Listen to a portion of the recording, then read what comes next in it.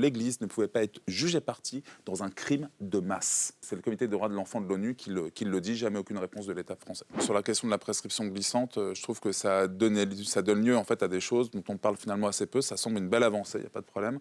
Sauf que je vais vous donner un seul exemple. Vous voyez, à Tours, vous avez des victimes d'un prêtre qui cherchent à avoir justice parce que les faits sont prescrits et qui désespérément recherchent d'autres victimes dont les faits ne sont pas prescrits pour avoir justice. Et là, on se dit, est-ce qu'en termes de degré de dignité humaine, on n'est pas dans quelque chose où on devrait s'interroger directement. Et puis après, en termes de réparation, pour aller très vite sur ce qui existe aujourd'hui, notamment au niveau de l'Église, j'ai été victime par un prêtre, mais je ne suis pas qu'une victime, bien entendu, j'en parle de manière très simple sur la manière dont les choses sont mises en place. On peut quand même déplorer que l'État français et la justice soient complètement en dehors et que ce soit l'Église qui se fasse justice elle-même. C'est pas moi qui le dis, c'est l'ONU, le 6 novembre 2020, qui a dit que l'Église ne pouvait pas être jugée partie dans un crime de masse. C'est le comité des droits de l'enfant de l'ONU qui le dit, jamais aucune réponse de l'État français.